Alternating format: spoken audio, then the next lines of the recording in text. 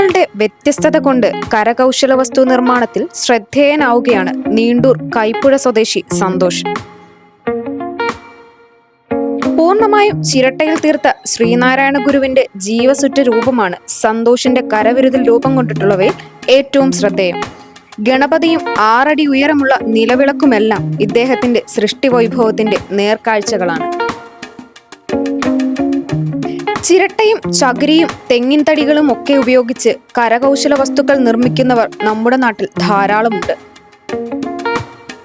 എന്നാൽ ഇവരിൽ നിന്നും വ്യത്യസ്തനാണ് നീണ്ടൂർ കൈപ്പുഴ മേക്കാവ് സ്വദേശിയായ കോട്ടയരികിൽ വീട്ടിൽ സന്തോഷ്.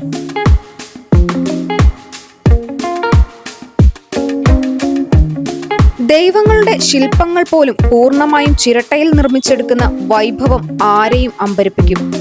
അതും യാതൊരു യന്ത്ര സാമഗ്രികളുടെയും സഹായമില്ലാതെ പൂർണ്ണമായും കൈപ്പണി തന്നെ. ഉൽപ്പന്നങ്ങൾക്കൊപ്പം ഗുരുദേവന്റെ രൂപം കണ്ടാൽ ആരും പറയില്ല അത് പൂർണ്ണമായും ചിരട്ടയിൽ നിർമ്മിച്ചെടുത്തതാണെന്ന്. എന്നാൽ അത് ബോധ്യപ്പെടുത്താൻ സന്തോഷിന് അധിക സമയം വേണ്ട. ഇപ്പോൾ വീണ്ടും ഗുരുദേവന്റെ രൂപം നിർമ്മിച്ചുകൊണ്ടിരിക്കുകയാണ് സന്തോഷ്. ഇത് കണ്ടാൽ ആർക്കും മനസ്സിലാകും ഇദ്ദേഹത്തിന്റെ കരവിരുത്. ചിരട്ട കൊണ്ട് മാത്രം നിർമ്മിച്ച ഗണപതിയുടെ രൂപവും കുരിശും കുരിശുപള്ളിയും പക്ഷികളും മീനുകളും ചെടികളും പൂക്കളും എന്നുവേണ്ട അടുക്കളയിൽ ഉപയോഗിക്കുന്ന പാത്രങ്ങളും ക്ലോക്കും പെൺകുട്ടികൾ ഉപയോഗിക്കുന്ന ഹെയർ ക്ലിപ്പ് പോലും ചിരട്ടയിൽ ഒരുക്കിയിട്ടുണ്ട്. മുമ്പ് കെട്ടിട നിർമ്മാണമായിരുന്നു സന്തോഷിന്റെ ജോലി. കോവിഡ് കാലത്ത് പണിയില്ലാതെ വീട്ടിലിരുന്നപ്പോൾ നേരം പോക്കിന് തുടങ്ങിയതാണ് ചിരട്ടയിൽ ഓരോ കലാപരിപാടികൾ.